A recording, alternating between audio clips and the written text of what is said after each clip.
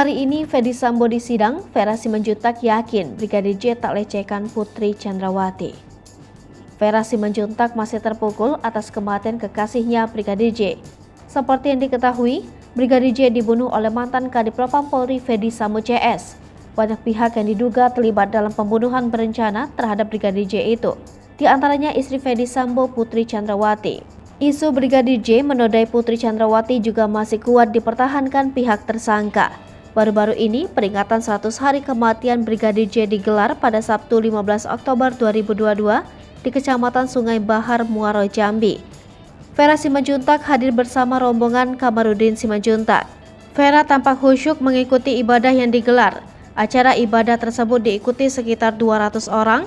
Dalam kesempatan tersebut, Vera Simanjuntak sempat menitikan air mata saat mengenang kepergian sang kekasih.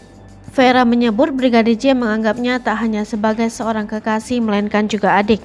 Dalam kesempatan tersebut, Vera juga mengungkapkan sosok Brigadir J yang tak pernah berkata kasar maupun bersikap kasar. Vera mengaku sangat terpukul atas kejadian yang menimpa sang kekasih.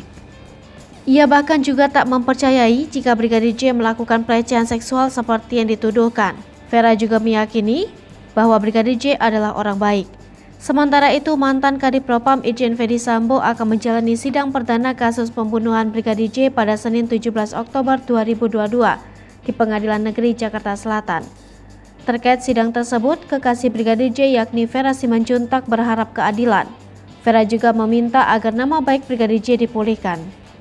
Vera meyakini bahwa Brigadir J adalah orang yang baik dan tidak melakukan pelecehan seperti yang dituduhkan mantan Kadipropam Ferdy Sambo.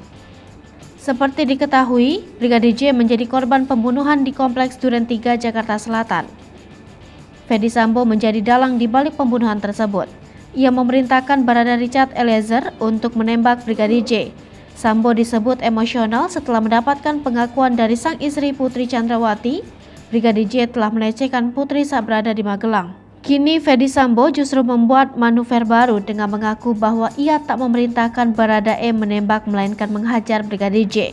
Ferdy Sambo juga disebut tak berniat mampir ke rumah di Duren 3 yang menjadi lokasi pembunuhan karena saat itu dirinya hendak badminton.